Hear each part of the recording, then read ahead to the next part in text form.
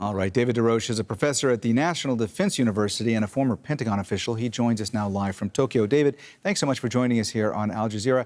Let me ask you first, when it comes to the missiles that Iran launched on Al Udeid Air Base in Qatar, what do you make of that? What was the ultimate message that Iran wanted to send, and what does it all mean for the region going forward?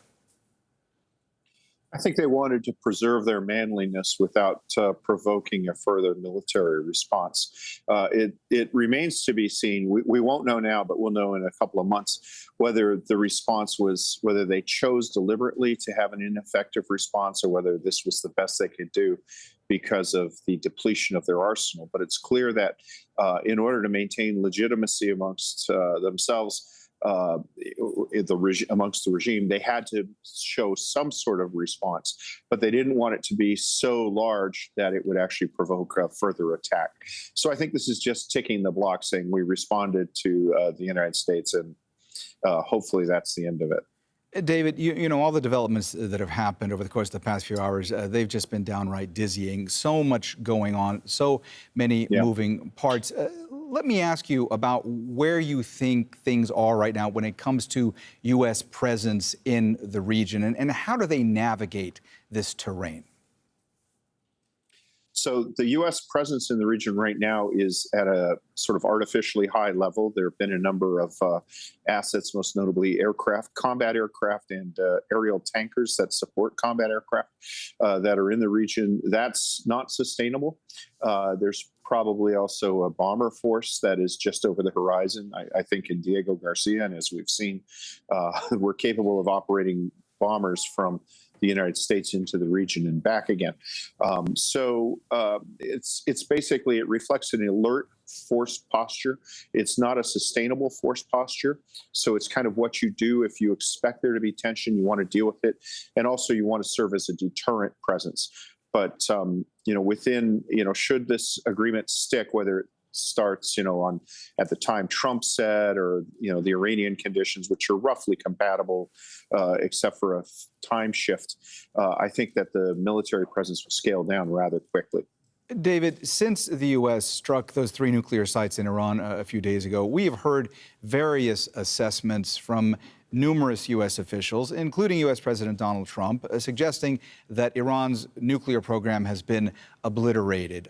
I want to ask you, from your vantage point, do we actually know what the status is of the nuclear program and those nuclear sites in Iran at this stage? Yeah, so on this network and in a lot of other things, I stated before the attacks that the only way to be absolutely certain was to move ground forces in and then physically take control, go into the facility and do it.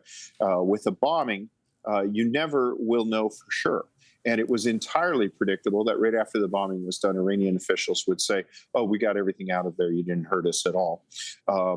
That may be like the Black Knight in Monty Python saying it's just a scratch when he's lying on the ground with no arms and legs. But I think parts of that could be true.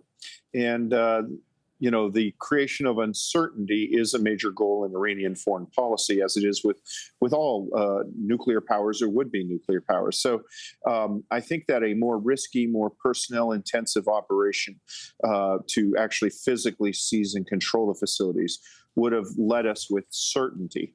But we went with a low-risk, high visibility operation. So I think that uncertainty is something that we'll be managing for the next 10, 15 years if the regime survives. David, certainly that attack that transpired on the Al Udeid air base several hours ago, that was unprecedented in nature. Based on what you've seen, how things have played out since that attack ended, where do you think things are headed? I ask this because we're in a situation right now where there are contradictory messages. Trump has said that a ceasefire has been reached between Iran and Israel, but just in the past few minutes, we've seen the Iranian foreign minister suggest that no final decision has been made and that they perhaps would go into a ceasefire if Israel were to stop attacking them by a certain time this morning. So where do you think things stand right now? Well, I think we're moving towards a ceasefire. I think that the Iranian dissent is not really a dissent in substance, but rather on terms. And I think that's, again, to appeal to their internal audience to say, we're in charge of this program. We're not having a ceasefire dictated on us. We're making these decisions because we want to do it by choice. that's not true.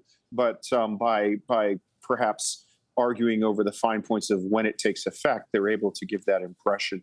I think that Iran's ability to continue this pace of operations is just not there. And again, it will be interesting to see whether the small strike package against El-Udeid, whether that reflected choice or necessity.